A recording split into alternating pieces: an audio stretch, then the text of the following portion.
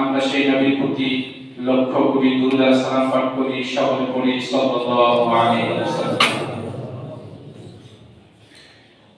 কোরআন সুন্নাহর মধ্যে যতটুকু আমরা কোরআন সুন্নাহ রিসার্চ করে যতটুকু পেয়েছি, কোন ইমাম সাহেব কিংবা কোন মজলিসের মধ্যে, ইসলামিক জনসভার মধ্যে বক্তৃতা শুরু করার শুরুতে সর্বপ্রথম সালাম বিনিময় করতে হবে। সালাম বিনিময় করা সুন্নাহ। এরপরে আল্লাহ তাআলার প্রশংসা, এরপরে রাসূলের প্রতি দরুদ। এরকম ভাবে পাঁচটা বিষয় আছে। এই পাঁচটা বিষয় বক্তৃতা শুরু করার আগে এগুলো উপস্থাপনা করতে হবে। আল্লাহ রাসূলের সুন্নাহ, আল্লাহ রাসূলের সুন্নাহ। কিন্তু আমাদের সমাজে এখন দেখা যায় যে আল্লাহ তাআলার প্রশংসা নাই বললেই চলে। আল্লাহ তাআলার প্রশংসা নাই বললেই চলে।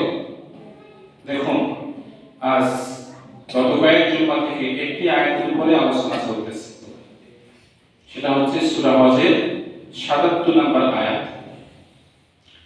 সূরা হজের ৭৭ নম্বর আয়াত, এই আয়াতের উপরে কয়েক জুমা থেকে আলোচনা চলছে।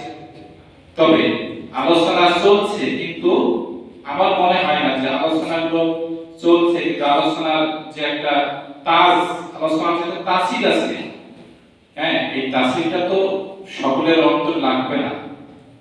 একটু আগে তো বললাম যে আল্লাহ তাআলা যাদেরকে কবুল করবেন শুধুমাত্র তারাই এই ঘরের মেহমান হতে পারবে, আর যাদেরকে কবুল করবেন না তারা মেহমান হতে পারবেন না। আল্লাহ তাআলা যাদেরকে সেই আল্লাহর ঘর, কাবা ঘরের জন্য যাদেরকে আল্লাহ কবুল করবেন, তারাই সেই কাবা ঘরের মেহমান হয়ে সেখানে যেতে পারবেন।